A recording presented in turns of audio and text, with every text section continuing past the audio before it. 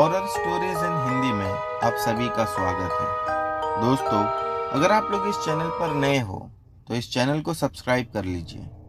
जाकर हमारी दूसरी कहानियाँ ज़रूर देखें और सुनें। आप लोगों को बहुत मज़ा आएगा। साथ ही साथ डिस्क्रिप्शन बॉक्स में हमारा व्हाट्सएप का नंबर है। अगर आप में से कोई हमें अपनी कहानियाँ भेजना चाहता है तो उस लिंक पर जाकर क्लिक करके हमें अपनी कहानियाँ भेज सकता है। चलिए बढ़ते हैं हमारी आज की कहानियों की ओर। दोस्तों, हमारी आज की एक कहानी धीरज की है। चलिए इनकी कहानी शुरू करते हैं। मेरा नाम धीरज है। ये घटना मैंने अपने मामा जी से सुनी थी। ये बात कई सालों पुरानी है। वैसे तो हम रहने वाले नागपुर के पास के एक छोटे से गांव के लोग हैं। मेरे मामा एक प्लम्बर है। हुआ कुछ अजीब सा ही उनके साथ। जहां हमारा गांव है वहां से कुछ ही दूरी पर एक जगह है जिसे 12 बंगला के नाम से कहा जाता है। वो जगह काफी अजीब है। वहां सिर्फ 12 रो हाउस बने हुए हैं और लोगों ने उस जगह को वीकेंड पर छुट्टी मनाने के लिए या फिर वेकेशन पर जाने के लिए लेकर रखे हुए थे। लोग वहां पर सिर्फ छुट्टियां मनाने के लिए ही आते थे। लेकिन हाँ, 2 फैमिली ऐसी थी जो स्टार्ट के 2 बंगले थे उनमें वो लोग कंटिन्यूसली रहते थे। वो वहीं रहते थे और अपना काम भी वहीं करते थे। लेकिन बाकी के 10 बंगले खाली थे और उस 10 बंगलों में कोई रहा नहीं करता था। मेरे मामा को जब भी कॉल आया तो बंगला नंबर 7 में से आया था और कहा गया कि वहां पर जाकर कुछ नलके हैं वो ठीक करने हैं। जब मेरे मामू वहां पर पहुंचे तो उन्होंने देखा कि वहां तो कोई भी नहीं रहता है। मेरे मामू पास में जो पड़ोस में बंगला नंबर 1 और बंगला नंबर 2 में जो लोग रहते थे उनके पास गए। वहां जाकर उनका दरवाजा खटखटाकर पूछा तो उसमें से एक आदमी निकलकर कहने लगा कि नहीं, बाकी बंगले में तो कोई रहता नहीं है और बंगला नंबर 7 जो है कहा जाता है कि वो भूतिया है, उसमें आत्माओं का वास है। वो मेरे मामा से डायरेक्टली ये बात इसलिए कर रहा था क्योंकि शायद वो मेरे मामा को डायरेक्टली चेतावनी देना चाह रहा था। मेरे मामा ने कहा कि ठीक है, लेकिन मुझे तो मेरा काम करना है, मैं काम करके निकल जाऊंगा। फिर उस आदमी ने कहा कि तुम्हारे काम करने तक तुम जिंदा रहोगे, इस बात की क्या गारंटी है। मेरे मामा एकदम शॉक्ड हो गए। वो कहने लगे कि ठीक है, मुझे ओनर से बात करनी है, क्या मैं खाली उन्हें एक फ़ोन कर सकता हूँ आपके घर से। उसने कहा कि ठीक है। मेरे मामा वहां गए उसके घर में और ओनर को फ़ोन मिलाया। जाकर उनसे बात की तो ओनर ने कहा कि चाबी लेकर अभी कुछ ही देर में वहां एक लड़का आएगा। मेरे मामा वहीं खड़े रहे। उस आदमी ने कहा कि तुम्हें कितना ही समझा लिया मैंने, लेकिन तुम पर कोई फर्क नहीं पड़ा।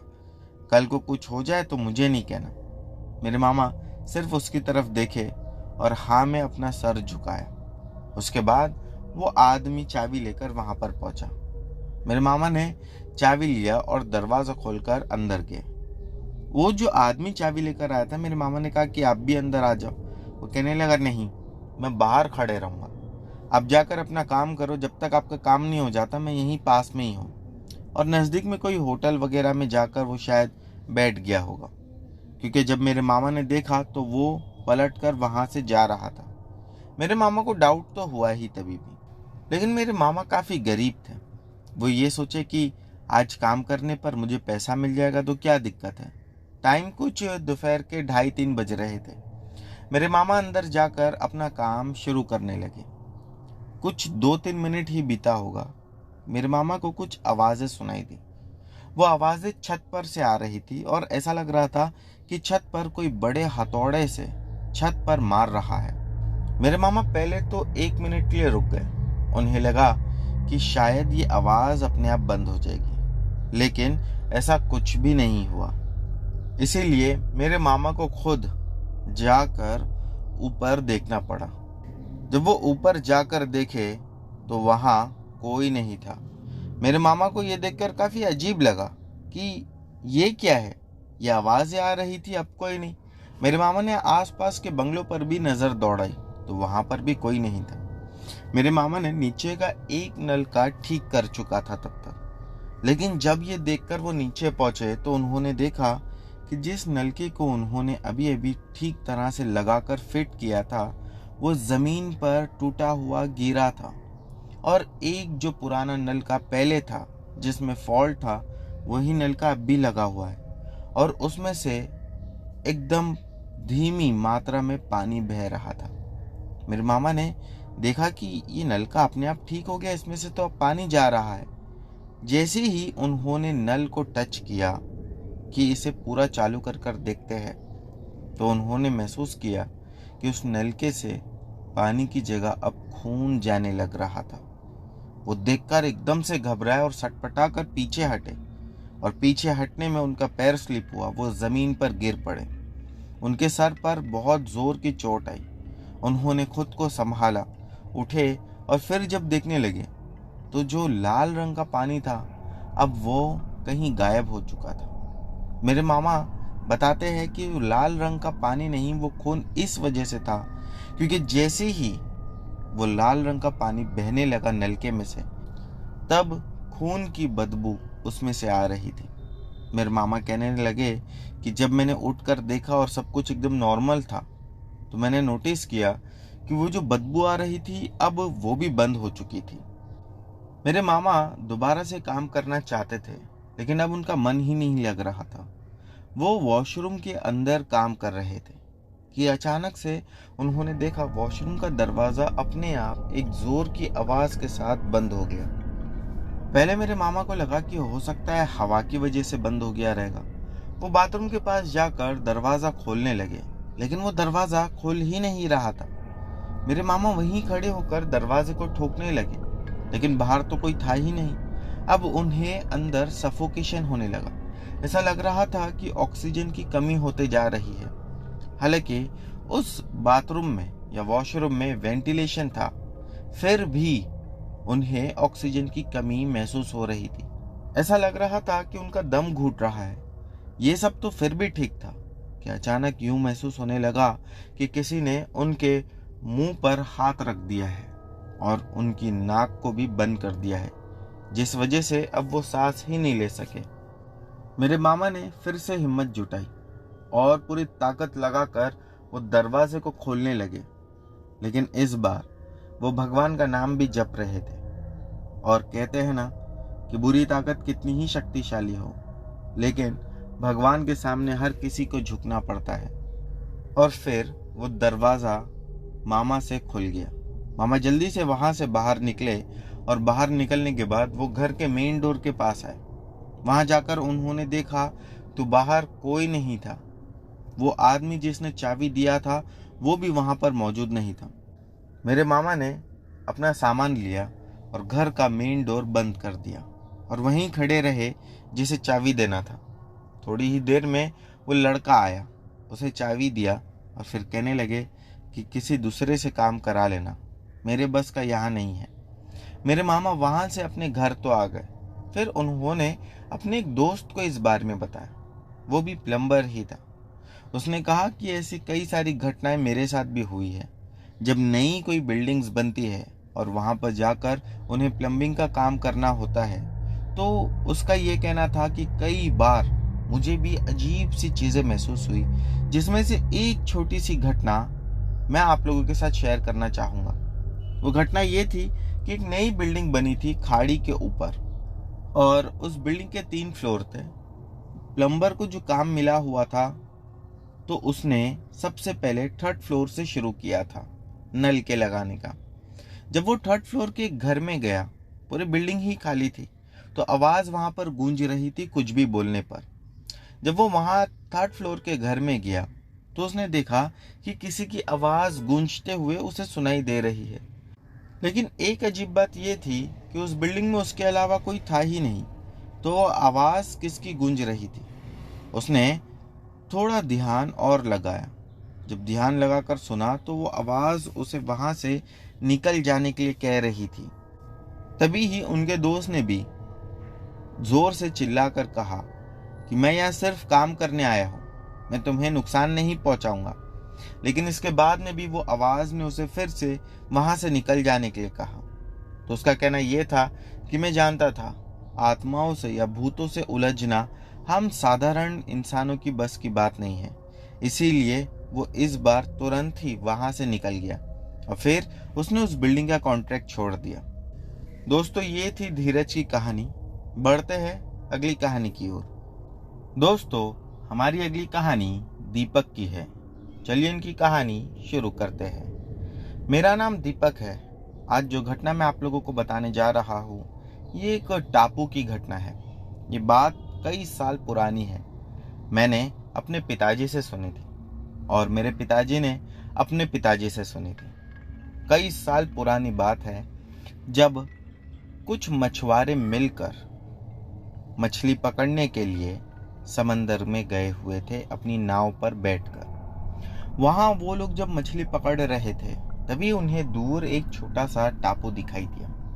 सभी मछुआरों ने उस टापू के पास जाकर मछली पकड़ने का निर्णय लिया था और इसी वजह से वो सब वहीं पर चले गए। जब वो वहां पर गए तो उन्हें काफी ज्यादा मछलियां मिली। वो सब के सब बहुत खुश थे।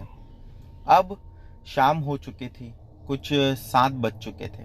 उन्हें वापस लौटकर अपने घर पर आना था।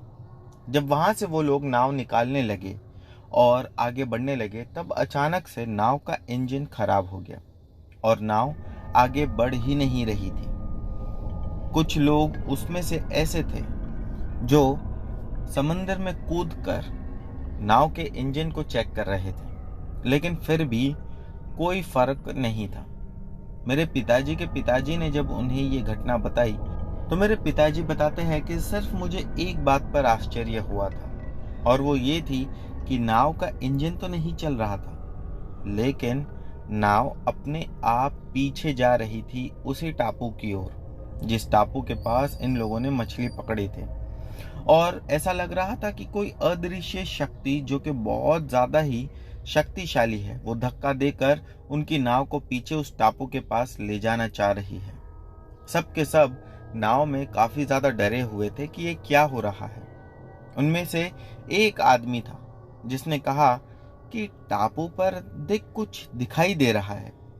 और जब सभी लोगों ने देखा तो पाया कि कुछ आकृतियां दिख रही हैं, जैसे कि बहुत सारे लोग वहां पर खड़े हैं और वो अजीब से दिख रहे थे, काफी लंबे ऊंचे चौड़े थे। उनमें से एक जो था वो करीब आने लगा हमारे नाव के। हम जितने भी लोग उस नाव में थे वो बहुत ज्यादा डर के चीखने चिल्लाने लगे।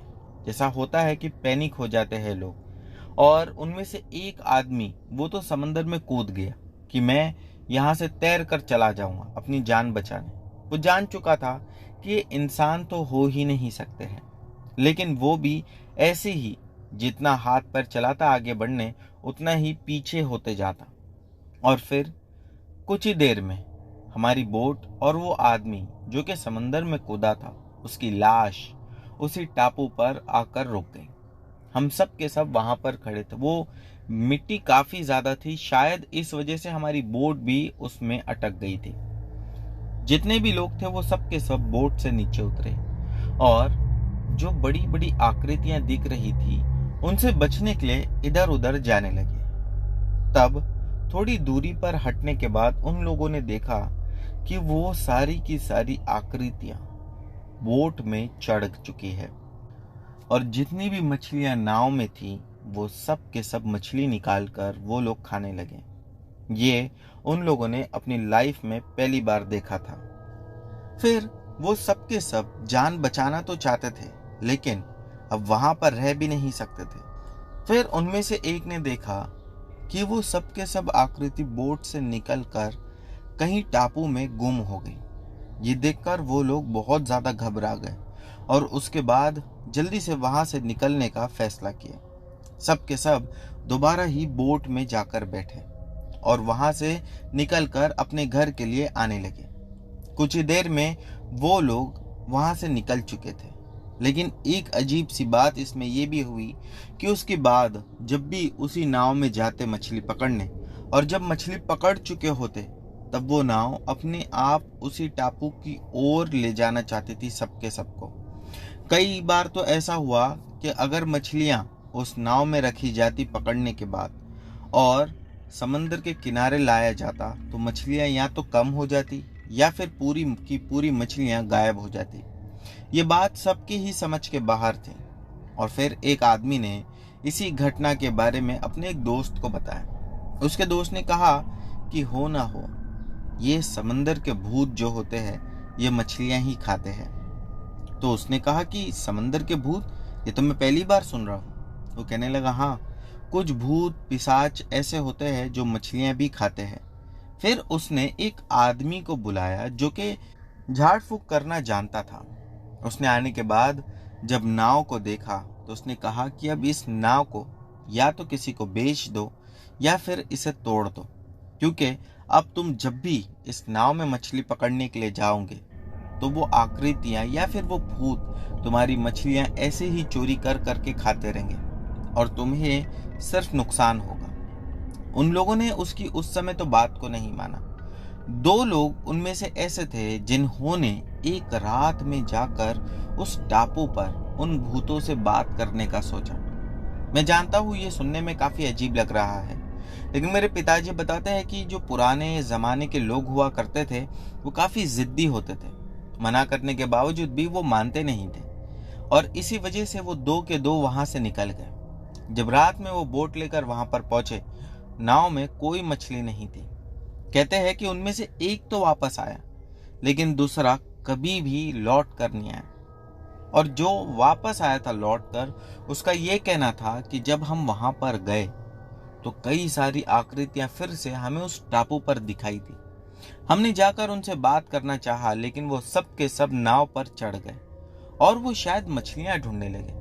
जब उन्हें मछलियां नहीं मिली तो जो उसके साथ में एक दूसरा आदमी था, वो लोग उसी को चीर फाड़ कर खाने लगे। ये देखकर मैं बहुत ज्यादा डर गया था, इसीलिए मैंने अपनी नाव चालू किया और जल्दी से वहां से भागने के लिए निकल पड़ा। तभी ही एक आकृति उसमें से मेरे पीछे नाव में उड़ते हुए आ गई और उसने मुझ पर भी हमला किया, लेकिन मैं कैसे कैसे खुद को बचाकर वहां से निकल पाया। वो भी काफी ज्यादा जख्मी हो चुका था, उसके शरीर पर कई सारी जगह चोट आई हुई थी। और जब वो समंदर के किनारे पर पहुंचा तो उसका पूरा शरीर ऐसा जल रहा था जैसा कि किसी ने उसके शरीर पर पेट्रोल डालकर आग लगा दी हो।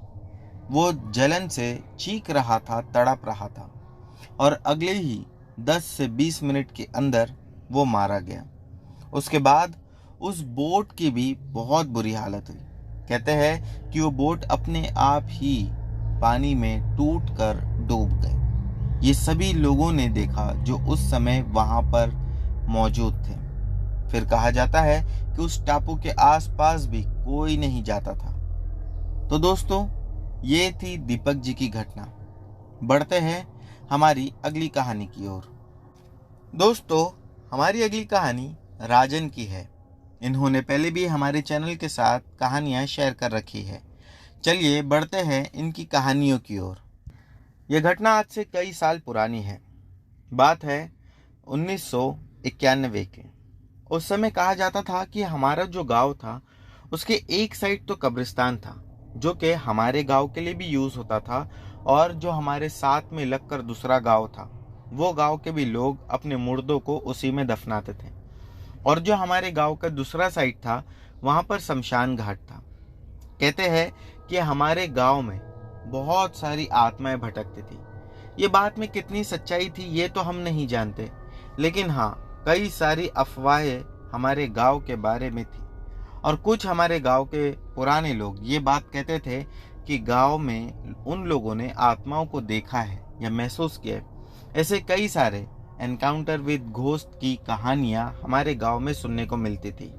जो घटना आज मैं आप लोगों को बता रहा हूँ 1991 की, इस बारे में मेरे जो पिताजी है और जो मेरी मम्मी है, ये दोनों ही कहते हैं कि ये घटना बिल्कुल सच थी। उस समय कुछ ऐसा हुआ जिसके बाद आधे से ज्यादा गांव के लोग तो गांव छोड़कर भाग गए थे।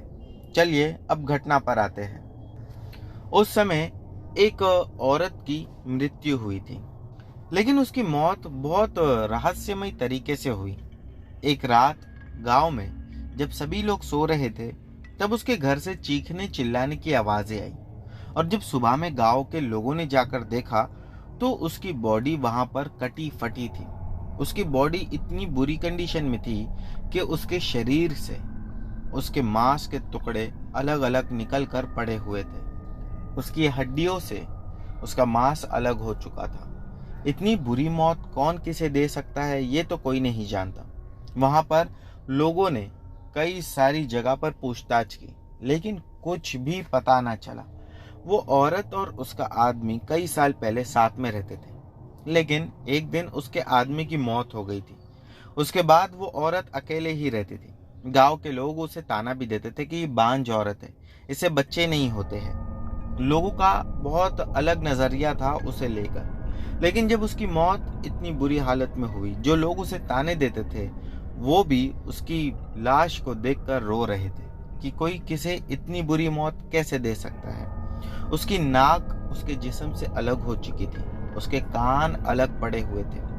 जो उस गांव का मुखिया था उसने कहा कि हो सकता है किसी से इसकी पुरानी दुश्मनी हो, इसी वजह से इसकी ये हालत कर दी गई हो। लेकिन कोई नहीं जानता था कि अब आगे क्या होने वाला है। उस घटना को बीते हुए कुछ 20-25 दिन अब हो चुके थे। एक शाम की बात है कि गांव में एक काम करने वाला आदमी अपने गांव से बाहर गया हुआ था किसी काम से। वो लगभग 1.5 महीने के बाद वहां से लौट रहा था। जब वो रास्ते में आ रहा था तो हमारे गांव से कुछ 1.5 किलोमीटर की दूरी पर बस स्टॉप है और वहां से पैदल चलकर हमें अपने गांव आना पड़ता था। गांव आने के लिए उसने लास्ट बस ली हुई थी और फिर वहां से बस स्टॉप से उतरकर वो अपने गांव के लिए पैदल चलता हुआ जब आ रहा था, तब उसने रास्ते में उसी औरत को देखा जिसकी अभी कुछ समय पहले मौत हुई थी। उसका मानना यह था कि मैंने उनसे बात भी किया, लेकिन हाँ, एक अजीब बात थी कि उनकी आवाज में बहुत ज्यादा दर्द दिखाई दे रहा था। मैंने उनसे पूछा भी कि आपको कोई प्रॉब्लम है तो मुझे बताइए, लेकिन उन्होंने सिर्फ ना कहा और वहां से चलते बनी। जब वो आदमी अपने गांव पहुंचा तो गांव के लोगों को उसने ये बात बताई। उसे सुनकर बड़ा आश्चर्य हुआ कि वो जो औरत मर चुकी है, क्या मैं सच में उससे बात किया या उसकी वो आत्मा थी। वो क्या था वो भी नहीं जानता था, लेकिन हाँ, एक बात पक्की थी कि डर की वजह से उसकी हालत अब खराब हो चुकी थी। 2-3 दिन उसके बाद में बीते कि एक शाम घर पर उसे अपना एक दोस्त बुलाने आया। जब दोस्त ने उसे घर के बाहर ले जाना चाहा तो उसने कहा कि नहीं, मेरी तबीयत ठीक नहीं है। लेकिन दोस्त की जिद करने के बाद में उसे अपने दोस्त के साथ जाना पड़ा। जब वो रास्ते में अपने दोस्त के साथ जा रहा था तो फिर से उसे वो औरत दूर खड़ी हुई दिखाई दी। इस बार भी उसे ऐसा ही लगा कि यार, ये तो वही औरत है जिससे मैंने बात किया था। उसने अपने दोस्त से कहा कि तू जल्दी से गाड़ी घुमा, मुझे घर जाना है, मुझे बहुत डर लग रहा है।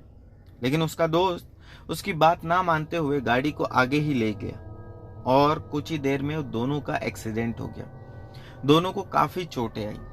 उसके बाद उसने अपने दोस्त को खूब डांट लगाई और फिर अपने घर आया। घर आने के बाद उसने ये सारी बात अपने घर वालों को दोबारा से बताई। घर वालों ने कहा कि एक काम कर, तू वापस से काम पर चला जा, नहीं तो ये औरत तुझे बार बार दिखाई देगी। उसे समझ नहीं आ रहा था कि ये सब क्या हो रहा है। वो जब अपने घर पर रात में सोया था एक रात, तो उसे सपने में वो औरत दिखाई दी।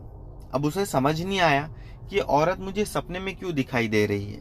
पहली रात तो लोगों ने कहा कि ये तेरा वहम है, या फिर हो सकता है तूने उससे 2 बार मिला, इस वजह से वो औरत तुझे सपने में भी दिख रही है। लेकिन वो जानता था कि बात कुछ और है। वो एक रात जब सपने में फिर से उसे देखा तो नींद से उठा और उसी औरत के घर के पास चला गया।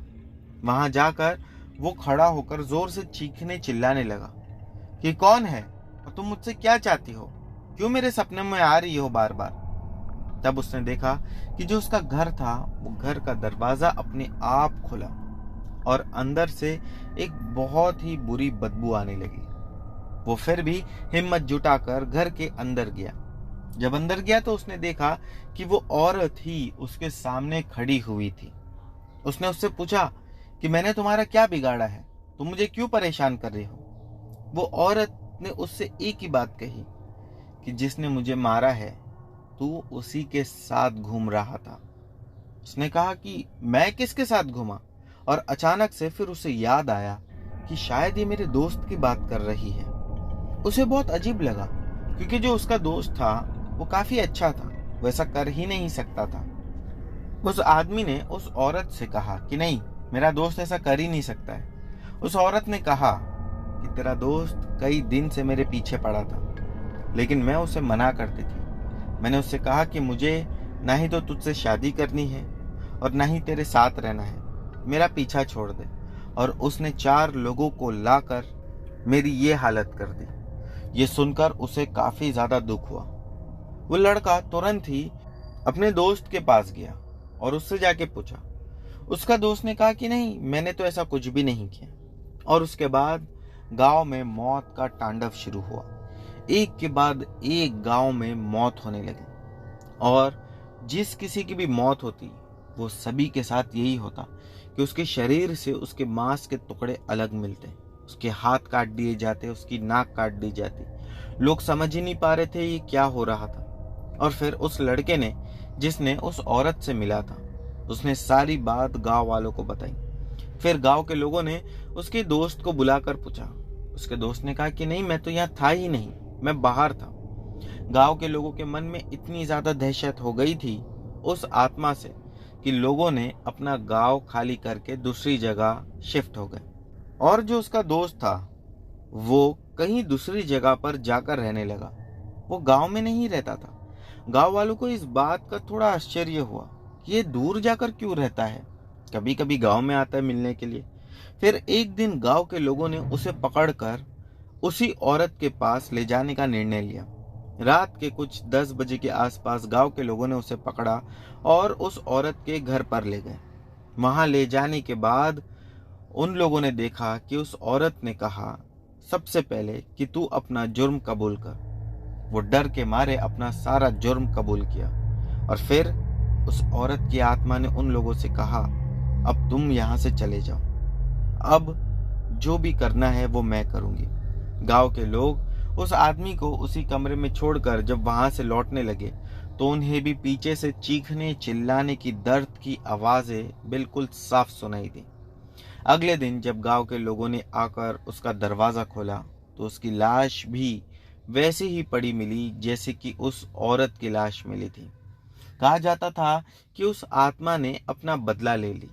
लेकिन हाँ, कई सालों तक, जब तक वो घर वहां पर था, लोग ये कहते थे कि रात होते ही कभी किसी आदमी के चीखने चिल्लाने की आवाज आती है तो कभी किसी औरत की। कहा जाता है कि उन दोनों की आत्माओं को शांति आज तक नहीं मिली, और फिर कुछ समय के बाद उस घर को तो तोड़ दिया गया, जिसके बाद वो दोनों आत्माएं आज भी वहीं पर शायद होगी, क्योंकि लोग कुछ कहते हैं कि हमें रात के समय वहां पर आज भी वो आवाज सुनाई देती है। तो दोस्तों, अब बढ़ते हैं हमारी अगली कहानी की ओर। दोस्तों, हमारी अगली कहानी एक गांव की है। चलिए ये कहानी शुरू करते हैं। ये कहानी एक ऐसे छोटे से गांव की है जो चारों तरफ घने जंगलों से घिरा हुआ था। गांव के लोग सरल और शांत जीवन जीते थे, लेकिन गांव के एक हिस्से में कोई जाने की हिम्मत नहीं करता था। वो हिस्सा एक पुराना मंदिर के पास था, जहां कभी एक बहुत ही गुस्से वाला तांत्रिक रहा करता था। कहते थे कि तांत्रिक ने उस मंदिर में कोई निर्दोष लोगों की बलि दी थी, और जब गांव वालों को उसकी सच्चाई पता चली तो उन्होंने उसे मार कर वहीं दफना दिया। लेकिन मरते समय तांत्रिक ने गांव पर श्राप दिया था कि उसकी आत्मा कभी चैन से नहीं रहेगी, और जो भी उस मंदिर के पास जाएगा उसे मौत की सजा मिलेगी।